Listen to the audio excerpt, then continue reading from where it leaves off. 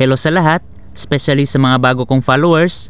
For today's vlog ay papakita ko sa inyo ang update sa aking mga mulberries na tanim na nabend ko ang kanilang mga sanga nung nakaraan. Dito banda, nakatanim ang 2 rooted cuttings ng aking Australian mulberries na ngayon ay nagsulputan na yung mga usbong at lumalaki na.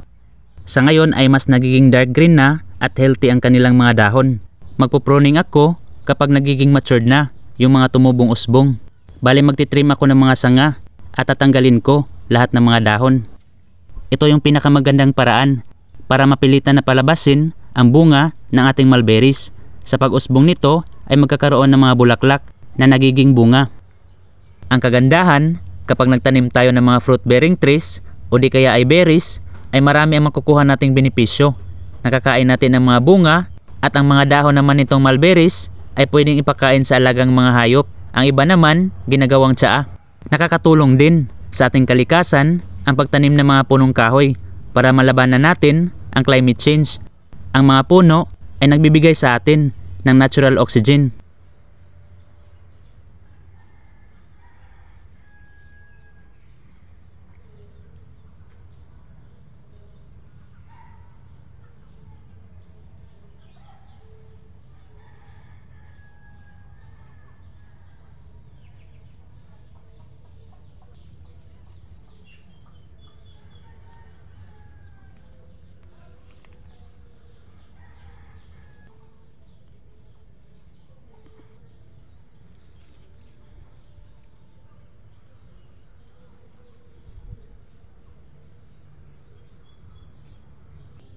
Dito naman banda, nakatanim sa 2 container ang 2 mother plants ng aking Illinois at Australian mulberries.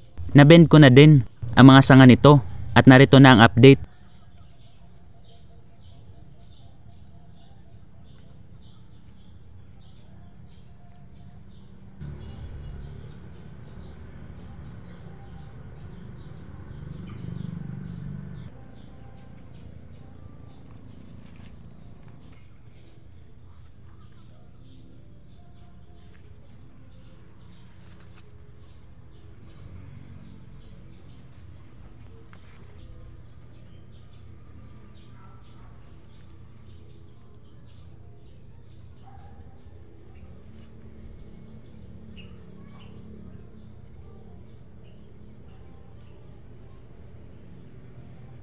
Narito naman ang aking rooted cuttings ng aking Illinois mulberry na nakatanim sa lupa.